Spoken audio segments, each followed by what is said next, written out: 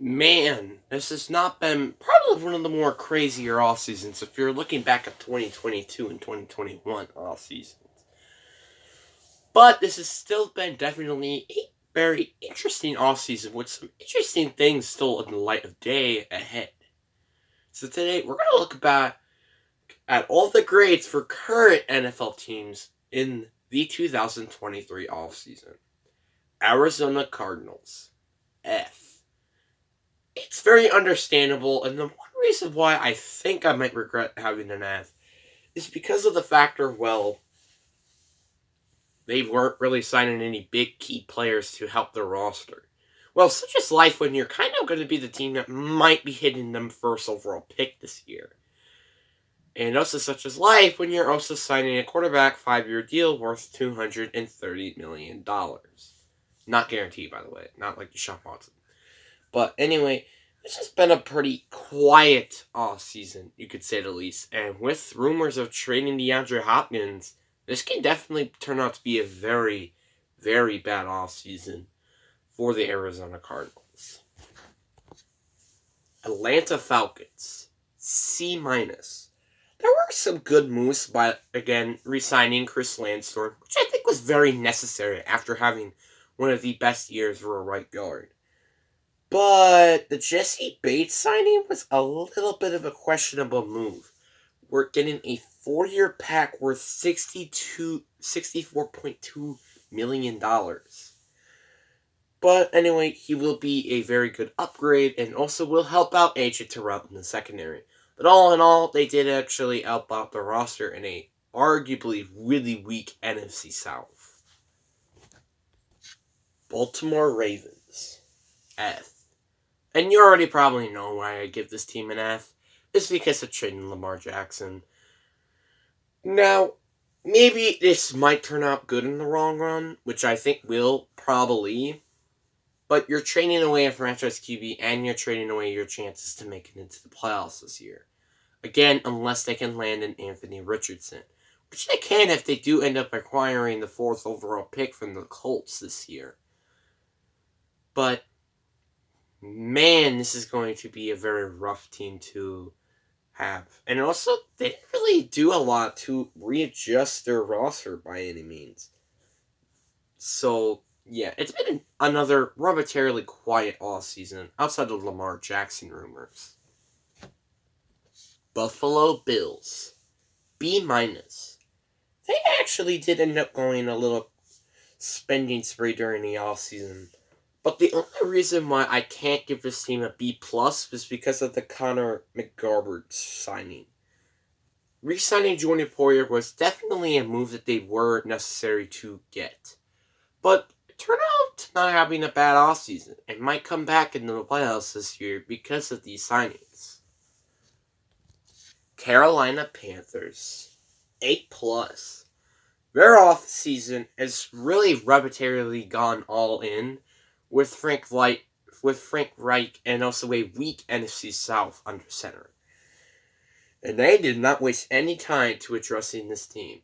Ending up going to get players like Von Bell, Miles Sanders, Barry Basmorn, Hayden Hurst, Julian Love, and Adam Thielen on contracts. Which is relatively nice for a team that really needs some players all over the roster. And we also shouldn't even forget that they traded up for the number 1 overall pick this year for hopefully landing their franchise QB. So all in all, this has been a very good offseason for the Carolina Panthers, and I won't be too shocked if this team will end up with probably winning a division of a relatively weak NFC South. Chicago Bears, A+. This team traded the number 1 overall pick for a ton of other draft capital to hopefully turn to good pieces around Justin Fields and his defense. And also acquiring DJ Moore, which will be a nice pass catcher. So you're already having a high grade with that trade. But what really gave them the high grade was the signings of Tremaine Edmonds, DeMarcus Walker, TJ Edwards, Robert Tonyan, and Nate Davis. Players that will definitely fix out what was a relatively very bad team this year. Now with Justin Fields having to have to not literally run for his life with the new additions on his team and has to make all the plays, this will be a very good offseason. Not bad for the second year of GM Ryan Poles. Cincinnati Bengals. C. They ended up signing players like Jermaine Pratt back, but also signing Orlando Brown Jr., which was nice to see because, Joe Burrow still had not had the world's best pass protection back there. But remember the last offseason when they were trying to address their offensive line? Yeah, that's kind of why I'm considering just giving this team a C rather than an actual A or something like that. But anyway, it's still been a very interesting offseason for Cincinnati. It hasn't really did anything and been staying relatively quiet, which is okay because this team is really already having a Super Bowl caliber team all around. Cleveland Browns. D. The only reason why I'm giving this team a D instead of an F is because they really couldn't do anything with the fully guaranteed Deshaun Watson contract. Which, can anybody really blame me for that? They did ended up not really signing a ton of key players, kind of like Eric Apacha, Dalvin Tomlinson are the notable ones, but relatively, it will be a very interesting offseason. And also, why are you giving Dalvin Tomlinson a 4-year deal worth $57 million? Just a quick little mention. Dallas Cowboys. A+. Franchise taking Tony Pollard was probably one of the necessary things for them to really make a run in the playoffs this year. But their free agent signing aren't no things that are noticeable. The trades were the one that were most noticeable. Getting Brandon Cooks and Stephon Gilmore for late round lottery tickets is honestly astounding because these are both good players still in their veteran years. So not only Dak Prescott's get another weapon to complement CeeDee Lamb, but Stephon Gilmore gets a playmate with Travion Diggs. Not a bad time for the Dallas Cowboys, am I right? Denver Broncos. C+. Obviously, the Sean Payton trade can pretty much be a boom or bust. Boom, and this team regains Russell Wilson's talents and make it to the playoffs. Bust, they end up getting another top 5 or top 10 draft pick. Because they did end up signing a lot of players this year. Obviously, the Micah Glenn signing was probably the most noticeable, but why are you signing Ben Powers? Who even knows this guy? With a 4-year pack worth $52 million. Why? But all around, it is a very good all season for them. And maybe could pan out, and maybe they might finally make it to the playoffs. Detroit Lions. B+. The only reason why I can't get this team an A is because they didn't end up going for re-signing Jamal Williams, which is one of their best running backs they had since Barry Sanders was around. But they still made some good moves, don't prove me wrong. Going to get players like Cam Sutton, David Montgomery, and also Chauncey Gardner-Johnson. Those are really relatively good players that can maybe make them a push into the playoffs. Which is why, in my opinion, I do see this team as the winning NFC North champions heading into the season. Packers. D-. The only thing I can't give this team an F for is because, one, they were dealing with the Aaron Rodgers nonsense, so they really couldn't gone for any of the free agents. And two, they did end up going to get Keyshawn Nixon back, which was nice because he's a very good kick returner. But besides that, they could have helped this team's roster in a million ways. But what's such is life when you have a baby Aaron Rodgers in town getting traded, and you also hope for the value that you deserve for Aaron Rodgers. Houston Texans. A-. This team relatively has signed a lot, and what I mean it literally, a lot of players this offseason. Some of them were probably maybe a little too high price. For example, the Jimmy Ward signing. I mean, not the Jimmy Ward signing. Whoops. The Robert Wood signing with a 2-year pack worth $17 million. But this has been a very good offseason for them, and I'm not going to lie, they definitely address their roster needs with players like Devil Perriman, Larry Tunzel, Dalton Schultz, Devin Singletary, Shaq Mason, Jimmy Ward, Robert Woods. All these players can make big impacts to a relatively not great team. Indianapolis Colts. D. The only reason why I didn't get this team an F was because they ended up actually releasing Matt Ryan, which was definitely necessary. And also, again, the new hiring of the head coach kind of made sense to making this team have a D instead of an F. But they could have definitely gotten more for a relatively good corner at the age of 32. I understand he was old and all, but they could have probably got at least maybe a fourth and a sixth for exchange of him. But all in all, this has been not such a great offseason, and heading into the season, they might be with Will Levis, Anthony Richardson, or Gardner Minshew at quarterback. Jacksonville Jaguars.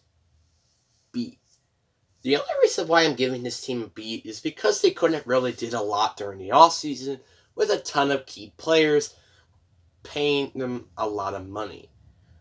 But Evan Ingram getting franchise tag was one of those really good moves. But besides that, they've been relatively quiet in free agency.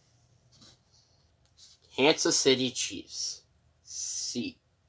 They did have to let go on a couple of talents, but what I couldn't stand, and the reason why I wouldn't give them a B, was because they paid Jawan Taylor $20 million a year. Man, that's a lot of money for a good at best tackle. Ugh. But all in all, this has been a very, alright all season for the Kansas City Chiefs. Oakland Raiders. D+. Getting the franchise tag of Josh Jacobs was obviously necessary heading into the offseason. But there were some interesting moves that I honestly think will not pan out. One, for example, is signing Jimmy G on a contract of 3-year deal worth $67.5 million. And then you got Jacoby Myers on a 3-year pack of $11 million a year. It's not been a great offseason for the Raiders, but it really hasn't turned out to even being one of the best. Turns out it might even be one of the worst this year. And with Josh McDaniels still having a job, I don't think this is going to be a good offseason for Oakland. Or Las Vegas, I should say. LA Chargers. C. They have some... Whoa. Jesus Lord. Let me just put you over here. The LA Chargers are having trade rumors of Keenan Allen and Austin Eckler, which is understandable, but they haven't really did anything to notice of those needs. Obviously, the Eric Kendricks could turn out to be a good signing, but it's not if it's not going to pan out. LA Rams. F. Should I even explain about this offseason? You're trading Jalen Ramsey, who, by the way, you traded, 2 first-round picks for. And then you're trading him to the Dolphins for only a 3rd-round pick and a backup tight end? What? Okay, that is just stupid, in my opinion. But anyway, and free agency hasn't not helped at all. They have relatively not even signed any big players in free agency. So, all in all, this has been a very bad offseason for the LA Rams. And they're probably not going to come back to the playoffs anytime soon. Miami Dolphins. A+. Mike White, David Long, Jeff Wilson, Raheem Mostert, Deshaun Elliott are all relatively will be good players to have back on your team or signed it. But the thing that gives them an A+ is the fact you traded practically nothing for Jalen Ramsey. Yeah, that's serious. So all in all, this is as good as an offseason as they had last year. Minnesota Vikings. F. There is absolutely zero reason why I should not give them an F here. They ended up signing they cut so many players just to get probably worse talents at positions. Starting up with the Byron Murphy signing, which was a good sign because they do need a secondary. But signing Josh Oliver, who'll be a backup tight end, as a 3-year deal worth $21 million? Sheesh. But all in all, this has been a very bad offseason for the Minnesota Vikings, and I think we can relatively agree with that one. New England Patriots. B. Re-signing players like Jonathan Jones on a contract is very nice. But also, not only that, they end up signing Micah Glenshie, James Robertson, and Juju Smith-Schuster on contracts. Which makes sense after all, and they were addressing needs on the position, at the position that they play. Sorry. God. But, yeah, they were definitely doing some really good moves, and it made sense to go re-sign some of these players. New Orleans Saints. A-. So all of this can practically lead to nothing, or it can all be lead to greatness. Derek Carr on the team. Michael Thomas on the team. Jameis Winston's on the team, and Jamal Williams are all signed of relatively key players. Now it's all going to come down to, and the reason why I might not give this team an A+, is because of that Derek Carr 4-year worth $150 million. Oof. Good luck, New Orleans, because you're going to need it. New York Giants. A. Getting back players like Saquon Barkley and Daniel Jones is one thing, but also adding a lot of roster flaws onto your team is very nice too. And trading a late 3rd-round pick for a very good pass catcher, if healthy, is a very nice move by the GM Jones Shane. Not a bad offseason. And also, especially when you're comparing the last 2 people up in the front office. New York Giants. B. Now, if they do end up getting Aaron Rodgers, I think this will be an A+. But so far they haven't had him, so that's why I'll give this team a B rather than an A+.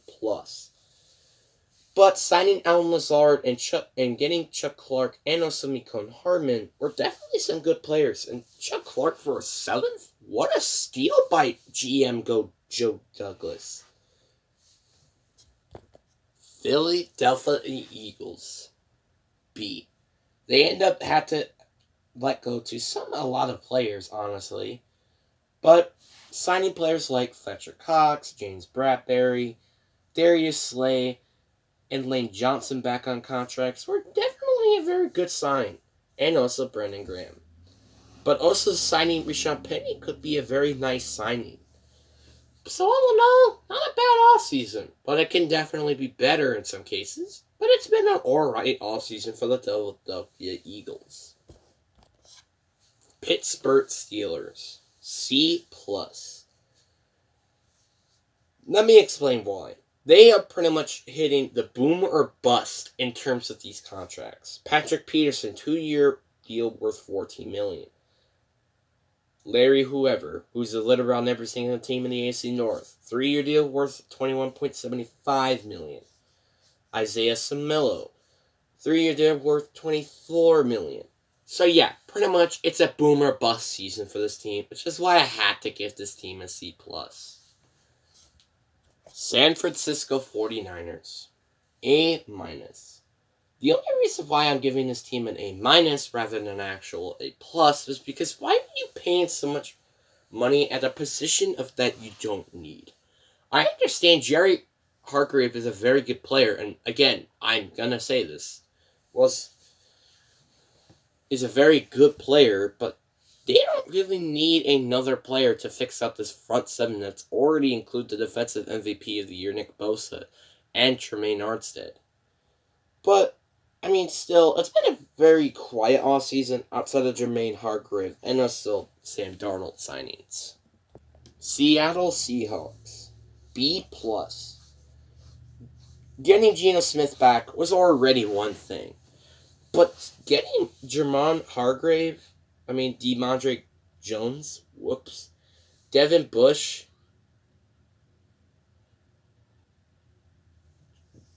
Julian Love, and Bobby Wagner back were all very good signings. All in all, very good offseason for Seattle. Probably shouldn't have let Rashad Penny go, but it's still been a good offseason nonetheless. Tampa Bay Buccaneers, D+. You're really about to let Baker Mayfield be the quarterback under center? Honestly, you're better off with Kyle Trask because at least you could see what you have out of him. But no, they end up having to run the dice again, and hopefully they can win what is a wretched NFC South with Baker Mayfield. Obviously, there were good signings nonetheless with Jamel Dean and Levante David, but this could be a very ugly offseason for them for years to come. Tennessee Titans, D. So is this team rebuilding or are they staying the course? We still do not know. And that's the reason why I can't give them a high grade here. They didn't really end up and even making any big time signings outside of Andre Dillard, but arbitrarily, this is a team that should be in a rebuilding phase that is, I think, refusing the factor that they need to rebuild. Washington Commanders, A. Ending up signing DeAndre Payne back lead to a high grade. But with a boomer bust signing of Jacoby Brissett on a 1-year deal could be a very good signing and could be their franchise QB. Which is the reason why I think this can be a very good offseason for the Washington Commanders. Who do you think was the best team heading into the 2023 offseason? Let me know in the comments. Make sure you like and subscribe because I really appreciate it.